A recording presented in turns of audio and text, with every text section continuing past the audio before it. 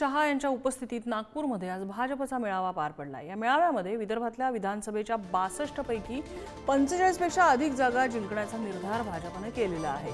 62 मतदारसंघातल्या प्रमुख पदाधिकाऱ्यांसोबत अमित शहा यांनी आज संवाद साधलाय।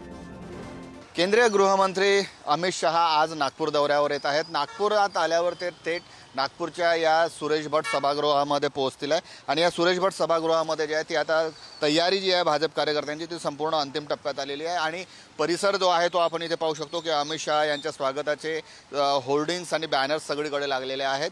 पोलिसांचा फौजफाटा मोठ्या प्रमाणात तैनात करण्यात आलेला आहे। केंद्रीय गृहमंत्र्यांचा हा दौरा असल्याने हजारावर पोलीस कर्मचारी इथे तैनात करण्यात आलेले आहेत नागपुरात। थेट ते नागपूर विमानतळावर आल्यानंतर नागपूर विमानतळावरून सुरेश भट या सभागृहामध्ये येतील आणि इथे जवळपास आजी माजी खासदार, पक्षाचे प्रमुख नेते, त्याचबरोबर विधानसभेचे प्रभारी असे जवळपास पदाधिकारी मिळून 1,500 जे पदाधिकारी आहेत त्यांच्याशी थेट संवाद साधणार आहेत।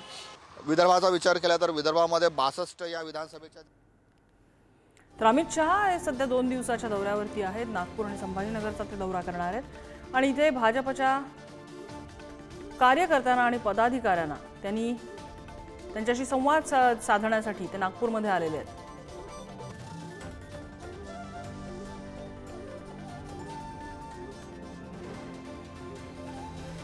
महायुती मिळून सगळ्या ज्या विदर्भाच्या जागा आहेत 66 जागा त्या लढणार आणि सर्वात महत्त्वाची गोष्ट की आजचा संदेशच आहे की महायुती म्हणून आम्ही लढणार आहोत आणि महायुती म्हणून आम्ही जिंकणार आहोत आणि विदर्भातूनच जागा जास्तीत जास्त येतील।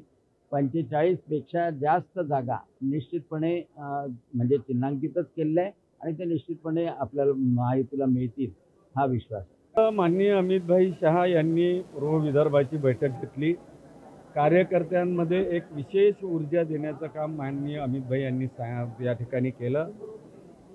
महाराष्ट्रात महायुतीची सत्ता आणायची असेल तर विदर्भ जिंकण्याशिवाय महायुतीची सत्ता महाराष्ट्रात येत नाही हे अतिशय स्पष्टपणे अमितभाईंनी सांगितलं आणि त्यामुळे विदर्भात 45 पेक्षा जास्त जागा जिंकण्याचं टार्गेट अमितभाईंनी आम्हा सर्वांना दिलं।